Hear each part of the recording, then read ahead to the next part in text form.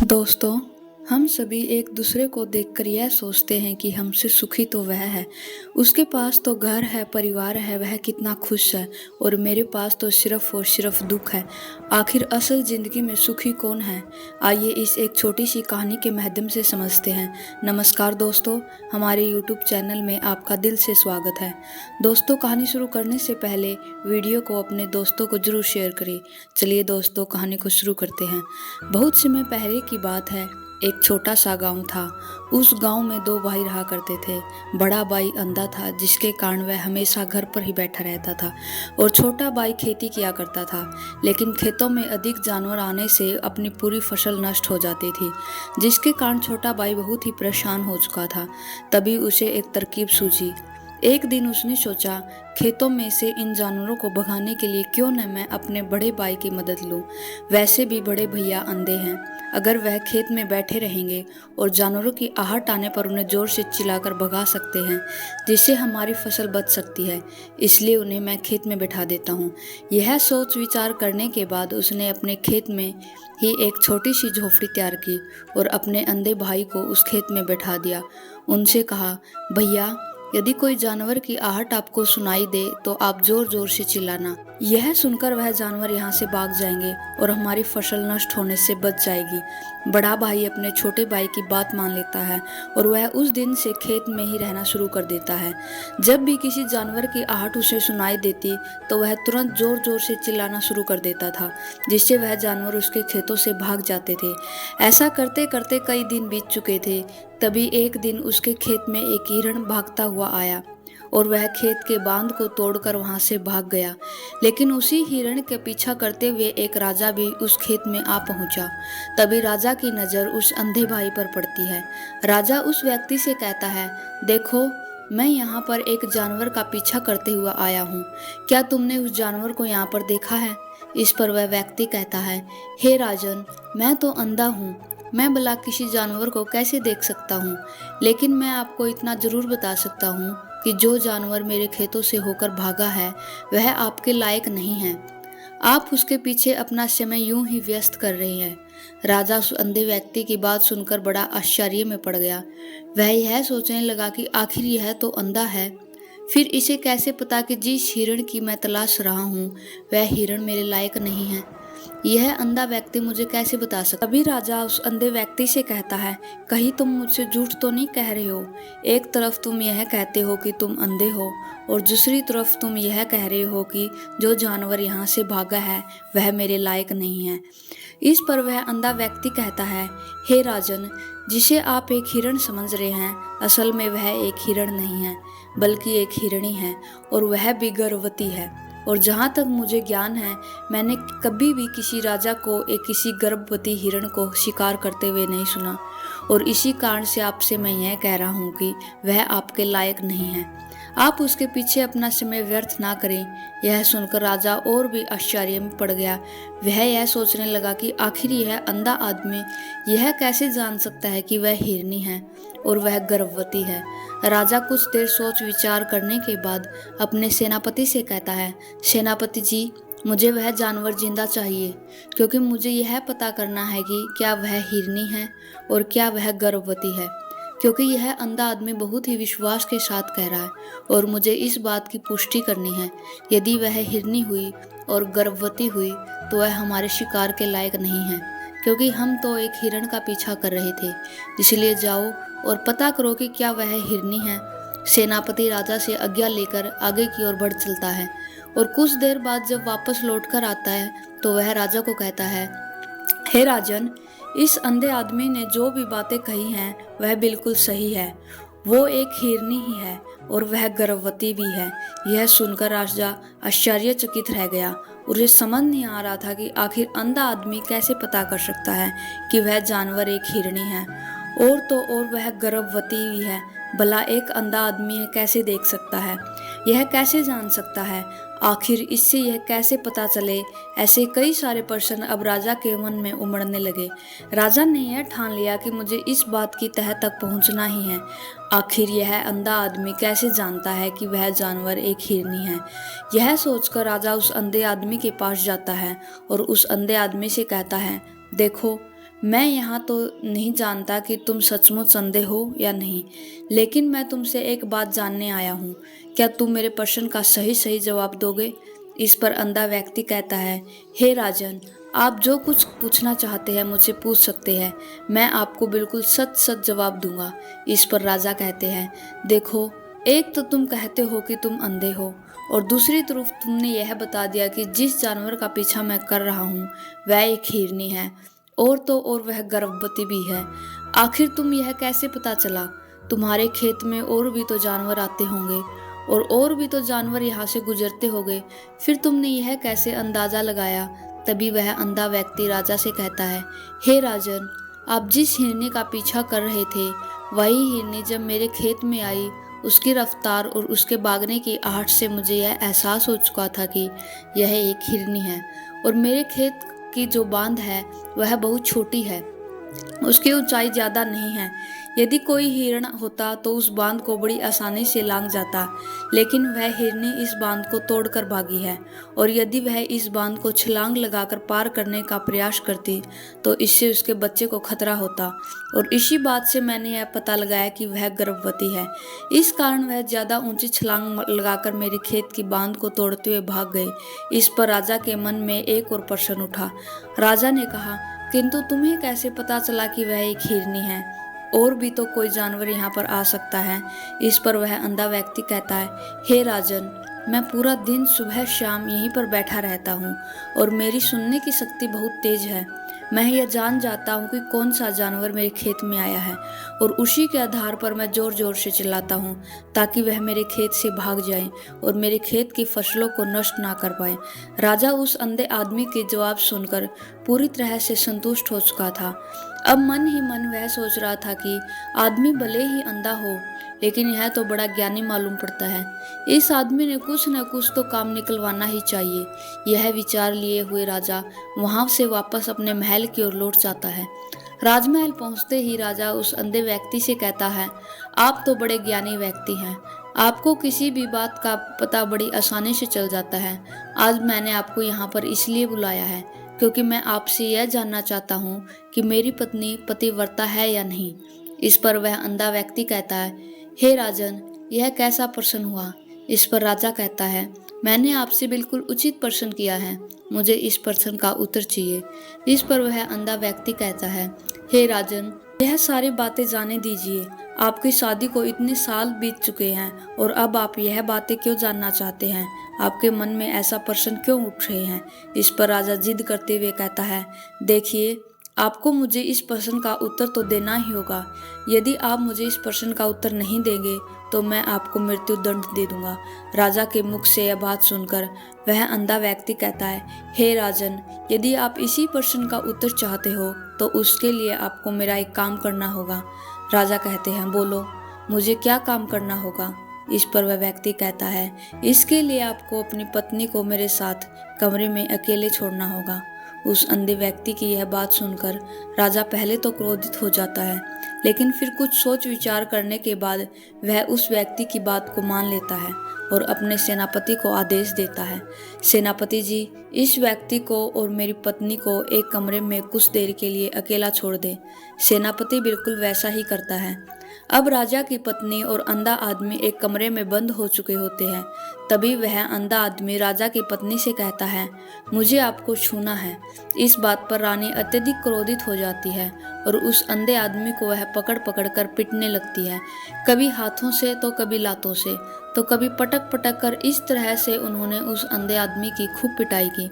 उसके बाद किसी तरह से वह अंधा आदमी अपनी जान बचाकर वहां से भाग निकलता है और वह राजा के पास पहुंचता है और वह राजा से कहता है, हे राजन, आपकी पत्नी पतिव्रता नहीं है। यह बात सुनकर राजा अत्यधिक क्रोधित उठता है और राजा अपनी तलवार निकालकर सीधा अपनी पत्नी की ओर जाता है और क्रोधित होकर वह अपनी रानी से कहता है, रानी जी, आज मैं जो भी सवाल आपसे करने वाला हूँ उसका मुझे सच सच जवाब दीजिए, और यदि आपने एक शब्द भी झूठ कहा तो मैं आपका अभी के अभी सर धड़ से अलग कर दूंगा। तभी आगे बढ़े राजा कहता है, मुझे बताइए कि आप पतिव्रता है या नहीं। इस पर रानी कहती है, हे राजन, आप भले ही मुझे जान से मरवा दीजिए, लेकिन मैं पतिव्रता नहीं हूँ। राजा यह बात सुनकर बहुत खुश हुआ, क्योंकि उस अंधे आदमी ने जो भी कहा था वह बिल्कुल सच था। यह बात सुनकर तुरंत ही राजा उस आदमी के पास पहुंचता है और आकर उसे अंधे आदमी से कहता है, तुम्हें कैसे पता चला कि मेरी पत्नी पतिव्रता नहीं है? इस पर वह अंधा आदमी कहता है, हे राजन, बड़ी सीधी सी बात है। मैंने तो आपकी पत्नी से बस इतना ही कहा था कि मुझे आपको छूना है, और इस बात पर वह इतना क्रोधित हो उठी कि उन्होंने गुस्से में आकर मुझे लात गुस्से से पीटना शुरू कर दिया। और भला कोई औरत किसी और के मर्द को कैसे छू सकती है? लेकिन उन्होंने ना आपा देखा ना ताओ, बस लात गुस्सों से मुझ पर बरसना शुरू कर दिया। वह भी तो एक छूना ही हुआ, और एक पतिव्रता नारी कभी भी पराये मर्द को नहीं छूती। जब मैंने उसे छूने के लिए कहा था तो वह उस वक्त मुझे मना कर सकती थी, लेकिन उन्होंने तो मुझे पीटना शुरू कर दिया, और देखते ही देखते उन्होंने मेरे पूरे शरीर को छू लिया। अब आप ही बताइए, ऐसी स्त्री भला पतिव्रता कैसे हो सकती है? इस पर राजा कहता है, तुम तो बड़े ज्ञानी मालूम पड़ते हो। अच्छा ठीक है, चलो तुम मेरे एक प्रश्न का जवाब दो। यदि तुमने मुझे इस प्रश्न का सही सही जवाब दे दिया तो मैं तुम्हें यहाँ से जाने दूंगा। आगे राजा उस अंधे आदमी से कहता है कि तुम मुझे यह बताओ, क्या मैं सच में अपने पिताजी का ही बेटा हूँ या फिर किसी और का? इस पर वह अंधा व्यक्ति कहता है, हे राजन, इस बात से आपको क्या लेना देना? आप किसी की भी औलाद हो, आखिर आप तो इस राज्य के राजा हैं, इसलिए इस प्रश्न को जाने दीजिए। लेकिन राजा कहता है, नहीं, मुझे इस प्रश्न का सही सही जवाब चाहिए, अन्यथा यह प्रश्न मुझे हमेशा परेशान करता रहेगा। हे राजन, इसके लिए तो मुझे आपकी माँ के पास भी जाने की कोई आवश्यकता नहीं है। मैं आपको अभी भी यह बता सकता हूँ कि आप किसकी औलाद हैं, लेकिन उससे पहले मैं यह चाहता हूँ कि आप मुझसे एक वादा करें कि आप मुझ पर क्रोध नहीं करेंगे। राजा ने कहा, मैं तुमसे वादा करता हूँ, मैं तुम पर क्रोध नहीं करूँगा। इसके बाद वह अंधा आदमी राजा से कहता है, हे राजन, आप हैं तो अपने पिता के ही पुत्र, लेकिन आपके सिर पर एक कंजूस सेठ की छाया पड़ी है। यह सुन राजा बहुत क्रोधित हो उठा और वह तुरंत तलवार निकालकर अपनी माँ से कहता है, माँ, मुझे सच सच बताइए, क्या मैं अपने ही पिता का पुत्र हूँ या नहीं? यदि आपने मुझे सही सही नहीं बताया तो मैं यहीं पर अपने प्राण त्याग दूंगा। मुझे बताओ, क्या सच है? इस पर उस राजा की माँ कहती है, बेटा, तू है तो अपने पिता का ही पुत्र, लेकिन तुम्हारे ऊपर एक कंजूस सेठ की छाया पड़ी है। जब मैं एक बार नहाने के बाद अपना मुंह आईने में देख रही थी, तभी उस कांच के पीछे मुझे एक कंजूस सेठ नजर आता है, और उसी की छाया तुम पर पड़ चुकी है। यह सुन राजा बहुत खुश हो जाता है और वह तुरंत दौड़ा दौड़ा वापस उस अंधे आदमी के पास पहुंचता है और उस अंधा आदमी से कहता है, तुम्हें यह कैसे पता चला कि मुझ पर एक कंजूस सेठ की छाया पड़ी है? इस पर वह आदमी कहता है, हे राजन, आपने मुझसे कई सारे सवाल पूछे हैं, जिनका जवाब मैंने आपको सही सही दिया है। यदि कोई और राजा होते तो मुझसे इसके बदले में ढेरों सारे इनाम मिल चुके होते, लेकिन अब तक आपने मुझे एक फूटी कौड़ी तक नहीं दी। इस बात से मुझे अंदाजा लगा लिया कि आप बहुत कंजूस हो। यह बात सुनकर राजा जोर जोर से हंसने लगा और कहता है कि आप जो भी मांगेंगे वही मैं आपके अवश्य दूंगा, लेकिन मुझे यह बताओ कि तुम्हें कैसे पता चला कि कौन सी बात सही है और कौन सी गलत? तुम किसी भी बात का इतना सटीक और सही जवाब कैसे दे पाते हो? इस पर वह अंधा आदमी कहता है, हे राजन, मैं तो वैसे ही अंधा हूँ। यदि मेरी आंखें होती तो मैं किसी की भी मन की बातें बड़ी सरलता से जान लेता। मन की एक भाषा होती है और यह भाषा मनुष्य के शरीर के व्यवहार के रूप में देखी जा सकती है।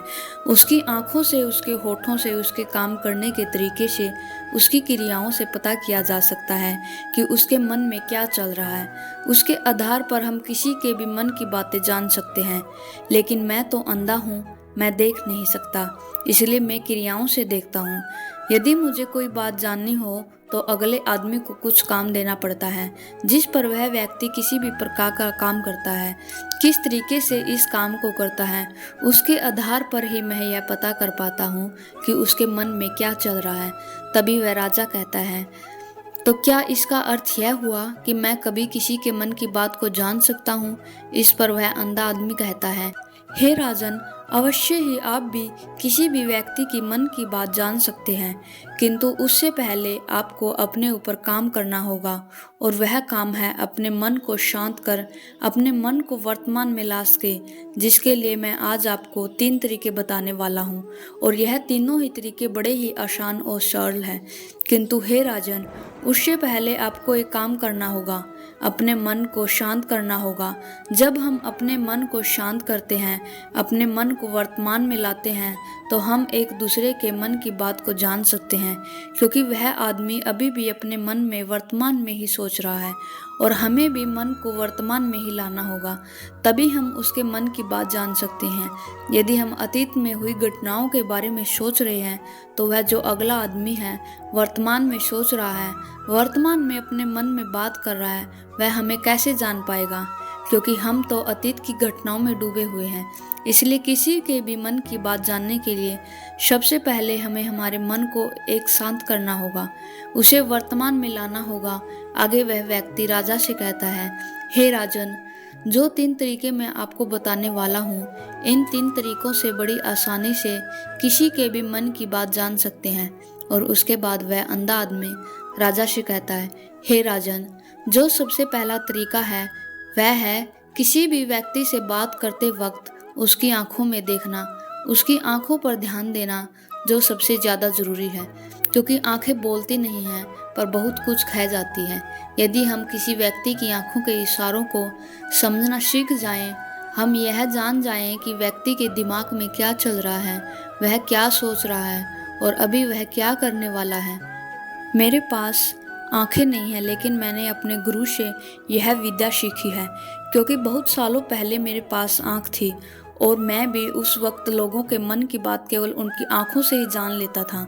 इसलिए यदि आप भी दूसरों की मन की बात को जानना चाहते हैं, तो आपको भी उनकी आंखों पर गौर करना चाहिए, जैसे कि उनका आकार कैसा है, वह कब और कहाँ किधर देख रहे हैं। यदि उसकी आंखें यहाँ वहाँ घूम रही है जब आप उससे बात कर रहे हैं, तो वह इधर उधर मुड़ रहा है, कभी ऊपर तो कभी नीचे या कभी आसपास, या फिर उसकी आंखें खुश नज़र आ रही हैं या फिर आंखें निराश नज़र आ रही हैं, जैसे कि चोर होता है। उसकी आंखों में जब हम देखते हैं तो हमें यह पता चल जाता है कि अगले आदमी ने कोई गलती की है।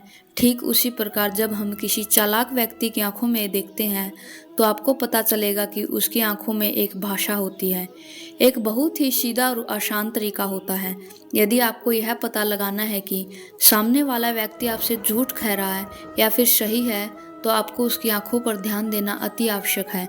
यदि आपसे बात करते वक्त वह व्यक्ति अपनी आंखों यहाँ वहाँ घुमा रहा है, ऊपर नीचे दाएं बाएं हर जगह देख रहा है, तो इसका अर्थ यह हुआ कि वह उस बात से निकलने का कोई रास्ता ढूंढ रहा है और कोई झूठ बना रहा है। यदि सामने वाला व्यक्ति आपसे कुछ झूठ कहने का प्रयास कर रहा है, तो वह आपसे नज़र नहीं मिलाएगा, वह यहाँ वहाँ देखेगा और ऊपर नीचे देखेगा, लेकिन वह आपकी आंखों में आंखें डालकर कभी नहीं देख पाएगा। उसे डर है कि यदि उसने आपकी आंखों में आंखें डालकर देखा तो उसका झूठ पकड़ा जाएगा और लोगों को सच्चाई का पता चल जाएगा। और इसी प्रकार कुछ और भी भाषाएं होती हैं। जब आप किसी की आंखों में आंखें डालकर यह देखना शुरू कर देंगे कि उसका हाव भाव क्या है, ठीक उसी प्रकार चेहरे के हाव भाव होते हैं, जिससे हम मन की बात बड़ी आसानी से समझ सकते हैं और उन्हें भी समझाने में बहुत ज़रूरी है। कभी कभी कोई व्यक्ति अपने चेहरे से जैसे जैसे आँख, होठ और बहुत से कुछ अलग अलग व्यवहार करता है। यदि आप किसी व्यक्ति के चेहरे से गौर करेंगे तो आप आसानी से समझ पाएंगे कि वह व्यक्ति निराश है और व्यक्ति बहुत उदास है, या फिर वह बहुत खुश है, या फिर उससे कोई और बहुत बड़ा दुख है, वह अपने अंदर क्या महसूस कर रहा है। यह सारी बातें हम उसके चेहरे के हाव भाव से पता कर सकते हैं। हम फिर चाहे इंसान जुबान से कुछ भी बोले या ना बोले, लेकिन आप उसके चेहरे से सब कुछ पता कर सकते हैं। आगे व्यक्ति राजा से तीसरा तरीका बताते हुए कहता है, हे राजन, इसी प्रकार तीसरी भाषा भी है, अर्थात तीसरा तरीका भी है, और वह है हाथों के इशारे और शरीर का व्यवहार। मन की बात समझने के लिए हमें हाथों के इशारे और शरीर के व्यवहार को समझना बहुत आवश्यक है।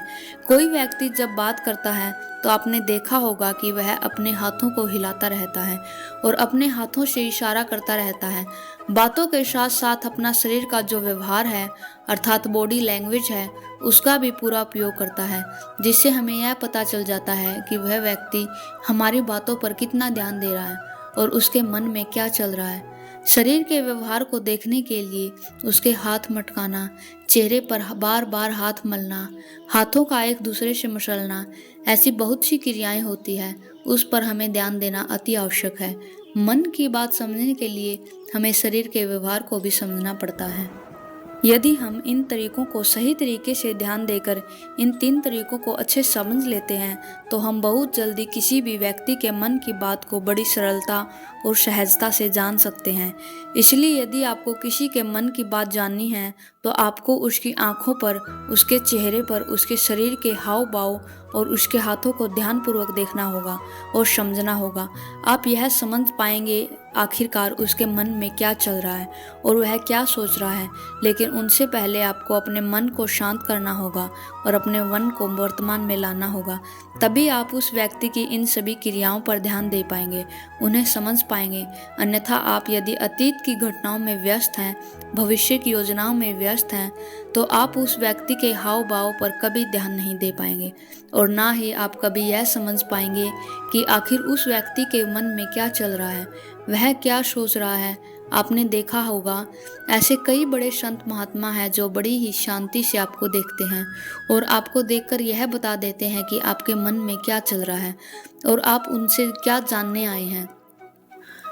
और इसका सबसे बड़ा प्रमुख कारण यही है कि वह आपको पढ़ सकते हैं, आपको समझ सकते हैं, आपके मन की बातें जान सकते हैं, क्योंकि उनका मन शांत है और यही कारण है कि वह आपके मन की बातें बड़ी सरलता से समझ जाते हैं।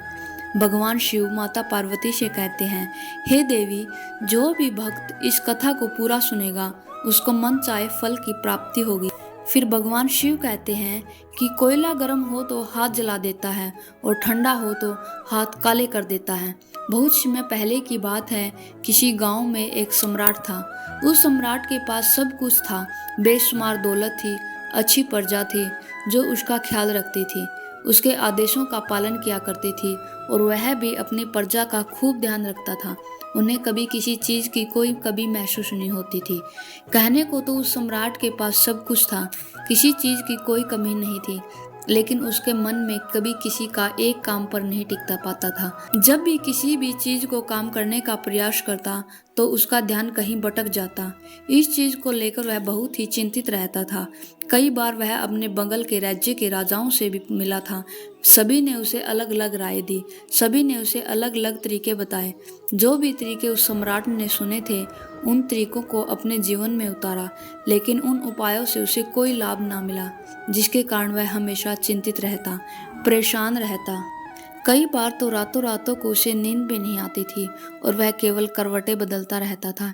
एक दिन सम्राट के कानों तक एक बात पहुंची कि उसके राज्य में एक ऐसा असाधारण व्यक्ति है जिसके शब्द अनमोल हैं, जिसके एक एक शब्द में जीवन का रहस्य छुपा है, जीवन का सत्य छुपा है। और उस व्यक्ति से मिलने के लिए लोग दूर दूर से आते हैं, क्योंकि हर व्यक्ति की समस्या का समाधान वह बहुत ही सरलता और आसानी से करता है। यह बात सुनकर सम्राट बहुत प्रसन्न हुआ। उसे लगा कि अब उसके सवालों का जवाब उसे मिल जाएगा। इतनी तारीफ सुनकर सम्राट ने यह तय किया कि वह तुरंत ही जाकर उस व्यक्ति से मिलेंगे और उसे यह भी पता चल जाएगा कि जो लोग उनकी इतनी तारीफ कर रहे हैं क्या वह सच है या नहीं। अगले दिन सुबह सुबह वह सम्राट उस व्यक्ति से मिलने के लिए निकल गया। रास्ता कुछ ज्यादा ही लंबा था, जिस कारण सम्राट ने बीच रास्ते में आराम किया। वहां पर उपस्थित हर कोई उस व्यक्ति के बारे में जानता था। जब सम्राट ने उनसे उस व्यक्ति के बारे में पूछा तो वे लोग उस असाधारण व्यक्ति की खूब तारीफ कर रहे थे। तभी सम्राट ने सोचा कि लगता है यह व्यक्ति बहुत बुद्धिमान है, बहुत ज्ञानी होगा और प्रभावशाली व्यक्ति होगा, अन्यथा हर कोई उसकी इतनी तारीफ नहीं करता। जरूर ही उस व्यक्ति में ऐसी कोई बात अवश्य है जिसके कारण हर कोई उन्हें जानता है और उनकी तारीफ कर रहा है। उस व्यक्ति की तारीफ सुनकर सम्राट के मन में उस व्यक्ति से मिलने की उत्सुकता और अधिक हो गई। अब वह सम्राट जल्द से जल्द उस व्यक्ति से मिलना चाहता था, जिसके कारण वह आगे का सफर तय करना शुरू कर देता है। जैसे तैसे वह सम्राट उस व्यक्ति के आश्रम पर पहुंचा, पर आश्रम में उसे कोई नजर नहीं आया। आश्रम के पीछे एक छोटा सा बगीचा था। जब सम्राट वहां पहुंचा तो उसने देखा कि एक माली बगीचे में काम कर रहा था। उसका पूरा शरीर मिट्टी से लथपथ, पैरों में कोई चप्पल नहीं थी। इसको देख सम्राट ने माली से कहा, सुनिए महोदय, इस आश्रम के मालिक कहाँ हैं? मैं उनसे मिलने आया हूँ। इस पर वह माली जवाब देते हुए कहता है, श्रीमान, आप अंदर बैठिए, मैं उन्हें बुलाता हूँ। वह जल्द ही आपसे मिलेंगे। माली की यह बात सुनकर सम्राट अंदर कुटिया में जाकर बैठ गया और उस असाधारण व्यक्ति के आने का इंतजार करने लगा। कुछ देर प्रतीक्षा करने के बाद जब असाधारण व्यक्ति उस सम्राट के सामने पहुंचा, उसने देखा कि यह तो वही व्यक्ति है जो बगीचे में काम कर रहा था। सम्राट ने उन्हें नमस्कार किया और बहुत ही हैरानी से कहा, अरे आप तो वही माली है जो बाहर बगीचे में काम कर रहे थे। लेकिन अब की बार तो माली एक महात्मा के रूप में आया था। तभी महात्मा सम्राट से कहता है, हे सम्राट, मेरा मजाक माफ कीजिए, मैं बगीचे में छोटा सा काम कर रहा था। मैं ही यहीं का माली हूँ और मैं ही यहीं का असाधारण व्यक्ति हूँ जिससे आप यहाँ इतनी दूर से मिलने आए हैं। कृपया करके अपने आने का कारण बताइए। इस पर सम्राट उन महात्मा से कहता है, हे महाराज, मैंने सुना है कि आप जैसा व्यक्ति इस पूरे राज्य में नहीं है। मैंने आपकी तारीफ सुनी है। मैंने आपके बारे में कई सारी अच्छी बातें सुनी हैं। मैंने यह भी सुना है कि आपके पास जो भी अपनी समस्या लेकर आता है उसकी समझ का समाधान अवश्य करते हो। इस कारणवश मैं आज आपसे यहाँ मिलने के लिए आया हूँ और मैं आपसे उपदेश सुनना चाहता हूँ। लेकिन मेरे मन में एक शंका है। इस पर महात्मा सम्राट से कहते हैं, कैसी शंका है? इस पर सम्राट कहता है, मैंने बहुत से विद्वानों को देखा है, बहुत से ज्ञानियों को देखा। वे जब भी चलते हैं तो उनके पास तरह तरह की ज्ञान की किताबें होती हैं। उनके पास ऐसा कोई न कोई संकेत जरूर नजर आता है जिससे यह पता चल जाता है कि वे लोग ज्ञानी हैं। लेकिन आपके पास तो न कोई ज्ञान की किताबें हैं और न ही कोई ऐसी कला के संकेत नजर आ रहे हैं। लेकिन उसके बावजूद भी आप बहुत शांत नजर आ रहे हैं। क्या आप मुझे इसका रहस्य बता सकते हैं? इस पर महात्मा मुस्कुराने लगे और सम्राट से कहते हैं, मेरा ज्ञान तो इस संसार में प्रकृति के रूप में हर जगह है। मैं अपना ज्ञान जीवन की सरल और साधारण वस्तुओं से ही लेता हूँ। पर महाराज, आप यहाँ किस समस्या को लेकर परेशान हैं? कृपया आप मुझे आपके यहाँ आने का कारण समझाइए। इस पर सम्राट कहते हैं, गुरुजी, मेरे यहाँ आने का कारण यह है कि मैं किसी भी काम को लेकर लंबे समय तक उसी कार्य पर अपना ध्यान नहीं लगा पाता। मैं कुछ ही देर में उस कार्य से भटक जाता हूँ। कृपया करके मुझे अपने इस समस्या का समाधान बताइए। मैं इस बात से काफ़ी चिंतित हूँ। महात्मा ने सम्राट की चिंता को समझकर कहा, महाराज, आपकी समस्या मुझे समझ आ गई है। आप जिस कार्य पर ध्यान नहीं लगा पा रहे उसके लिए मैं आपको एक उपाय बता सकता हूँ, लेकिन आज आपको देर हो चुकी है। आप मुझे कल सुबह मिलिए। कल सुबह का समय ठीक रहेगा। कल सुबह जब आप मुझसे मिलेंगे तो मैं आपके सभी सवालों का जवाब आपको दे दूंगा। यह कहकर महात्मा वापस अपने बगीचे में लौट गए और वह सम्राट भी वापस अपने महल में लौट गया। लेकिन सम्राट को रात भर नींद नहीं आई। वह बस यही सोच में लगा रहा कि आखिर महात्मा मुझे क्या बताने वाले हैं। वह मुझे तो एक साधारण से संत नजर आ रहे हैं, लेकिन जिस तरह से उनके मन शांत था, जिस तरह से वह शांत नजर आ रहे थे, यह बहुत ही आश्चर्य करने वाली बात है। रात भर सम्राट इन्हीं ख्यालों में खोया रहा। अगले दिन सुबह सूरज निकलने से ठीक पहले सम्राट आश्रम पर वापस पहुंचा। वहां पर महात्मा पहले से उपस्थित थे। जैसे ही सम्राट वहां पहुंचा, उन महात्मा ने एक पानी का छोटा सा जग उस सम्राट के हाथों में थमाते हुए कहते हैं, इसे लीजिए और पौधों पर धीरे धीरे पानी डालिए। और ऐसे करते करते यह आपके सामने पूरे 15 पौधे हैं। इन सभी पर आपको इसी प्रकार पानी डालते चले जाना है। लेकिन जब आप इस क्रिया को कर रहे होंगे तो उस वक्त मेरी एक बात का अवश्य ध्यान रखिएगा कि आपको इस दौरान कुछ और नहीं करना है, ना ही कुछ सोचना है और ना ही कहीं आपका ध्यान भटकाना चाहिए। आप जब इन पौधों को पानी दे रहे होंगे तो आपका पूरा ध्यान केवल इन पौधों पर ही होना चाहिए। यदि इस बीच आपके मन में कोई भी विचार आए तो वहीं पर रुक जाइएगा और फिर से दोबारा से पहले पौधे से पानी डालना शुरू कीजिएगा। और जब आप मेरी बात सुनकर ठीक इसी प्रकार इन सभी 15 पौधों को पानी दे देंगे, तब आप मेरे पास आइए और मैं आपको उस सभी सवालों का जवाब आपको दे दूंगा। उस सम्राट ने आज तक ऐसा कोई भी काम नहीं किया था और उस सम्राट को यह काम बहुत छोटा लग रहा था। सम्राट पहली बार ऐसा कोई काम करने जा रहा था। उस पानी के जग से पहले पौधे पर बहुत ही ध्यानपूर्वक पानी दिया और फिर दूसरे पौधे की ओर आगे गया। दूसरे पौधे पर भी उसने ध्यानपूर्वक पानी दिया। फिर उसने तीसरे पौधे पर पानी देना शुरू किया था। उसके मन में तरह तरह के विचार उत्पन्न होने लगे। उसे अपने महल का बगीचा याद आने लगा, जहाँ पर तरह तरह के फूल थे, तरह तरह के पौधे लगे हुए थे। तभी अचानक उस सम्राट को उन महात्मा की बात याद आ गई। यदि मन में कोई भी विचार उत्पन्न हो तो उसे फिर से पहले पौधे से पानी देना शुरू करना होगा। तुरंत ही पहले पौधे के पास वापस पहुंचा और उसने फिर से पहले पौधे को पानी दिया। दूसरे पौधे को उसने फिर से ध्यानपूर्वक पानी दिया और जैसे ही वह तीसरे पौधे पर पहुंचा, उसके मन में फिर से कई तरह के विचार उत्पन्न होने लगे। अब की बार यह सोच रहा था कि पता नहीं मेरे बिना मेरे साम्राज्य में क्या हो रहा होगा। और अब की बार सम्राट को बहुत क्रोध आने लगा। उसने सोचा कि आखिर मैं यह छोटा सा कार्य क्यों नहीं कर पा रहा हूँ। वह तुरंत ही फिर से पहले पौधे के पास पहुंचा। उसने अब की बार बहुत ही ध्यानपूर्वक पहले पौधे को पानी दिया, दूसरे पौधे को भी ध्यानपूर्वक पानी दिया। ऐसे करते करते अब की बार सम्राट करीबन 5 पौधों में बहुत ही ध्यानपूर्वक पानी दे चुका था। लेकिन अब की बार जैसे ही उसके छठे पौधे पर पानी देना शुरू किया, उस पानी को देखकर सम्राट के मन में नदी के विचार उत्पन्न होने लगे और सम्राट अब बहुत परेशान हो चुका था। जितनी बार भी वह पौधे को पानी देने का प्रयास करता, हर बार वह असफल हो जाता। उसका मन उतना ही ज्यादा व्याकुल हो जाता, वह खुद पर क्रोधित हो जाता। सम्राट यह बातें बहुत अच्छी तरह से जानता था कि महात्मा जी उसकी परीक्षा ले रहे हैं। वह बहुत बुद्धिमान था, इस कारण उसने उन महात्मा की सभी नियमों का पालन करना जरूरी समझा। सम्राट जितनी बार भी कोशिश करता, हर बार वह असफल हो जाता। उसका मन उतना ही ज्यादा व्याकुल हो जाता, हमेशा खुद को किसी न किसी विचार में उलझा हुआ पाता।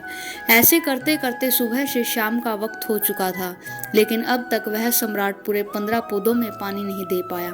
जब महात्मा लौटकर शाम को वापस आश्रम लौटे तो उन्होंने देखा कि वह सम्राट थक हार कर बैठा हुआ है और तरह तरह की बातों में उलझा हुआ है। तभी महात्मा सम्राट के पास पहुंचे और कहने लगे, हे सम्राट, मैं तुम्हारी ईमानदारी से बहुत खुश हूँ।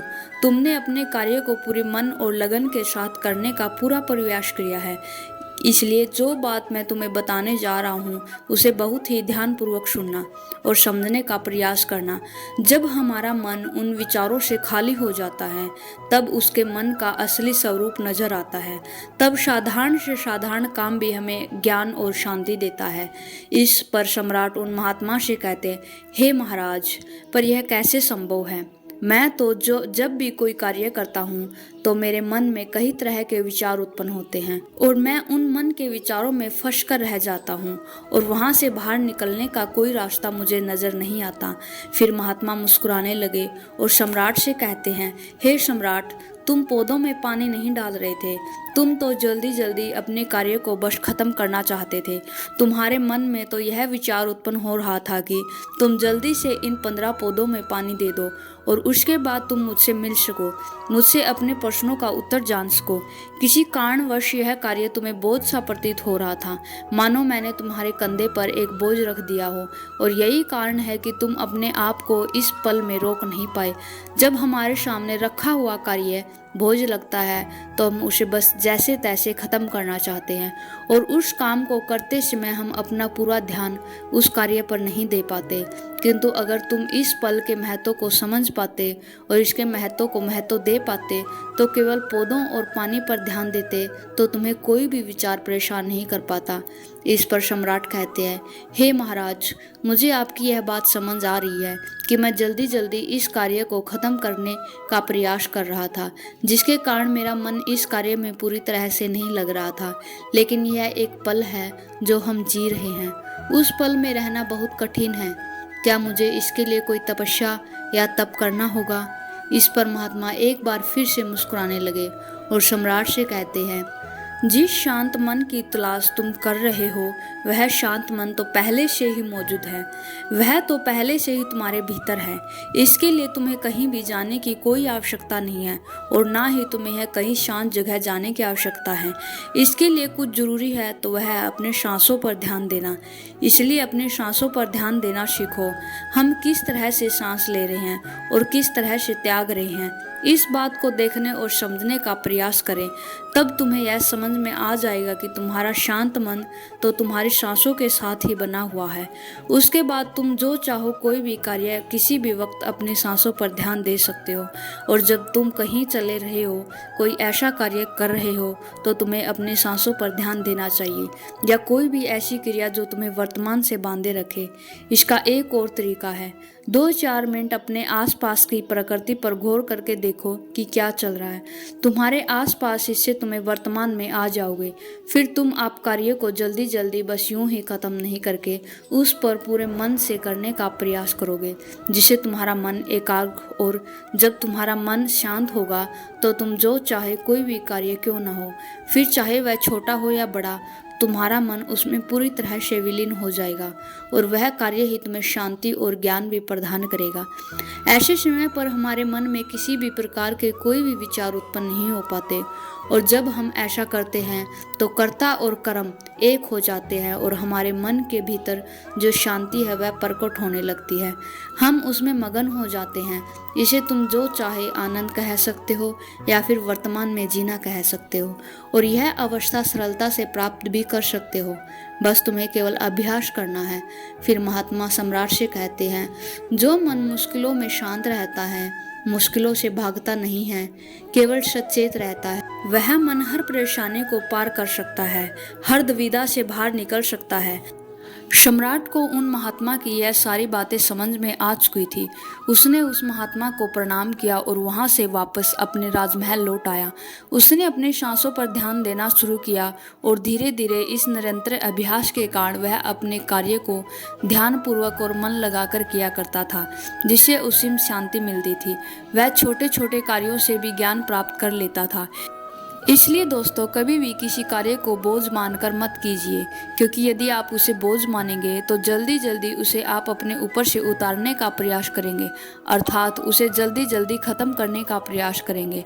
लेकिन इस प्रयास के दौरान आप जो भी कार्य करेंगे वह पूरे मन और लगन से नहीं हो पाएगा, और ऐसे में आप उस कार्य को अंजाम देना चाहते हैं, हो सकता है कि आप उसे अंजाम भी ना दे सके, और इस कारणवश आपके मन में तनाव भी पैदा हो जाता है।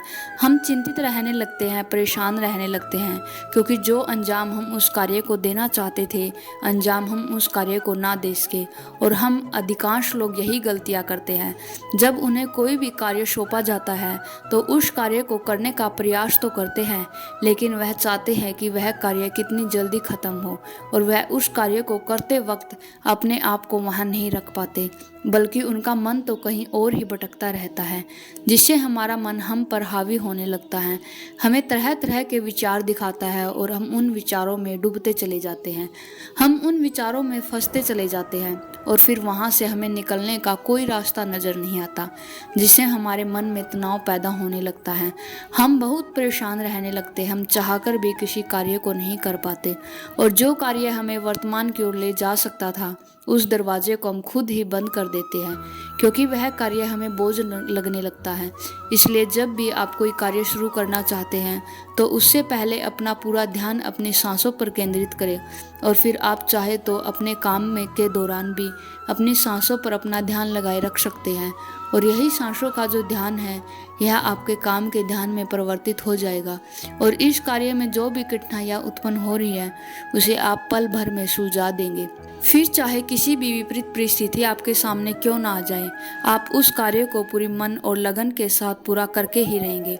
उम्मीद है दोस्तों आपको यह वीडियो पसंद आई होगी। यदि वीडियो पसंद आई है तो हर हर महादेव जरूर लिखिएगा।